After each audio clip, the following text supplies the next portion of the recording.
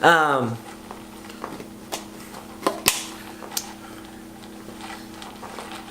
about stuff. Johnny! Jessica, we're filming! But thank you, and welcome to Quite Contrary, the only show that's mathematically designed to disagree with you, but that's not what we're doing.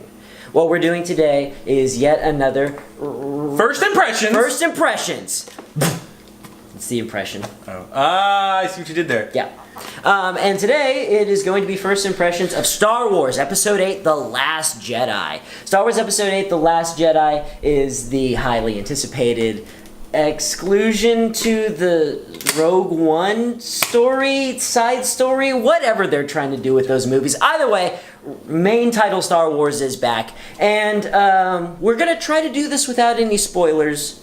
You already know, because if there are no spoilers, they'll be in the title. But we're just going to talk about how we felt about the movie. And Johnny, I've been talking for a while, so why don't you start? Okay, so Last Jedi, my fear was that it was going to be an exact duplicate remake copy of Empire Strikes Back, because A New Hope was remade as that other one, Force Unleashed. They really made it feel that way. So the marketing made it feel that way with like, right. That's obviously like some sort of someone's training some other thing.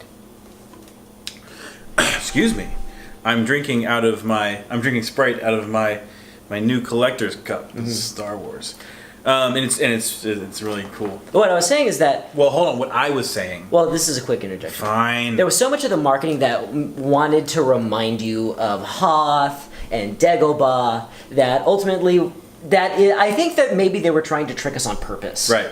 But they didn't. Right. So my assessment of it. They kind of did. No, they tricked us. They didn't do. Oh, Empire well, again. I still think they still followed through with a little bit of that, and so I would actually say that there's enough of Empire Strikes Back in it that it's familiar, but not too much that it's annoying. Mm-hmm. And I think that's an important thing to take away from it. And also, when did Star Wars get so damn goofy?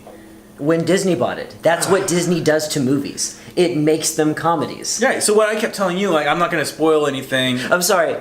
Luke Skywalker... This shouldn't be a spoiler. Go ahead. Luke Skywalker should almost never do this.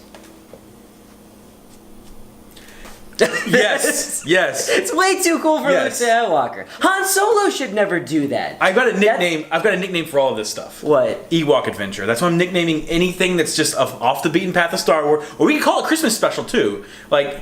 Okay. Both of those things, all of the cameos, Laura Dern, Benicio del Toro, that really felt like, we're rolling out the celebrity guest star. Yes. But I'm sorry, the little shoulder swipe, that was the Star Wars equivalent of the Fonz, like, knocking a jukebox and turning it on. It's just way too cool. Yeah, absolutely. And not in a good way. Not in a good way. What else can we say without spoiling this thing? Well, I wanna assert something, because, like, immediately after the movie was done, we were on the Warlocks chat again. And... I make that sound like that's something you can do. You can. It's just our face, just us on Facebook. We have a committee of warlocks that we talk to via the text machine. Yes. Yeah. Now, something I asserted immediately after the movie was that there was a lot of dumb stuff in this movie. Yes, there was. But there's a lot of really good stuff in this movie. There's a lot of good lines. There's a lot of good cinematography. And the whole thing, when taken in over the 2.5 hours it takes to watch this thing, it averages out to a positive. Right. By the time you get to the really cool last scene, you've almost completely forgotten about the really bad scene in the middle. Right. When you actually say that, it reminds me, actually, because, like you said, Disney owns Star Wars. So there's actually some parallels you can actually draw between this and the Marvel franchises, because it's kind of what it is. They're trying to appeal to everybody, and this one does a good job of that. You know, there's stuff that, like you said, you thought was really awesome. There's also things that a 5-year-old or a 10-year-old would think were pretty awesome too, and funny. You know, and there's a lot. Why can't we do CG, right?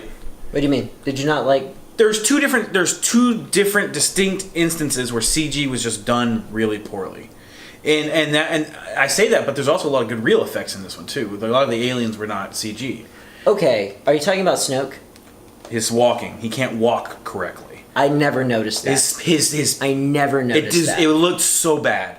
It threw me off completely. The walking, by the definition of the word real, has to be the realest thing. It needs As a matter of fact, Okay, I've got nothing to back this up, but I'm only guessing that he was in that big robe so that they had to CG less of Andy Serkis. Right. It was probably real walking you were looking at. I don't know. I don't know. Oh man. Well, he's maybe okay. This is the only way that I think I'll be okay with it, because he's got the long robes. I think part of the reason he wears the robes and they actually drag on the floor a bit is because of all that scarring he has. Maybe he doesn't have feet. Maybe there's nubs. That's what that walking looked like. It looked like walking on nubs. Why would that There be? was no flex to his he has no soft tissue from his shin down. Maybe he's just old as crap. You ever think of that? Okay, aside from that, there was another instance of CG. I can't tell you who it was. Then don't mention it. I won't. But I already said it was CG. It's CG bad. It's bad CG. Okay. That's it. You heard it here first. Yes, take that. I just don't understand why we can't get it right. And we had complaints about CG. Stop talking about it. in They Rogue have One. 0 frames of reference for what you might be talking about. They've seen Rogue One. You've seen Rogue One. We're not even talking about Rogue One. Now, but it's the same franchise. It doesn't matter. It's not the same movie we're talking. Zach, This is our official review of Star Wars 8: The Last Jedi. Rogue One sucked. Out. Disney can't do CG right. It's not a complaint about. Your turn. I'm gonna sip out of my cup. I think we're done. We've already been going for 7 minutes and we want minimal editing. Either way, I would definitely give this movie a look. I would say overall I What would you enjoyed score it? If I were going to score this movie, I would give it an 87.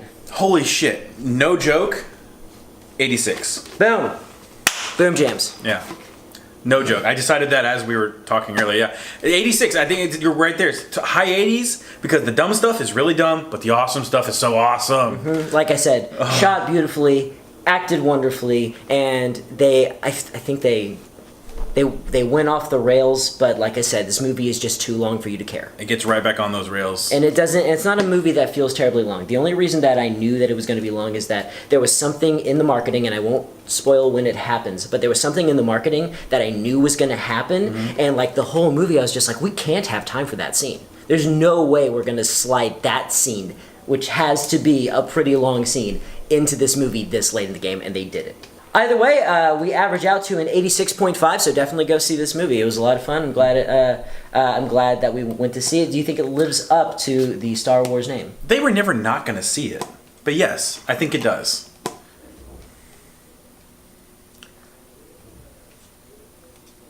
I would say that this is a very different kind of movie from a traditional Star Wars film.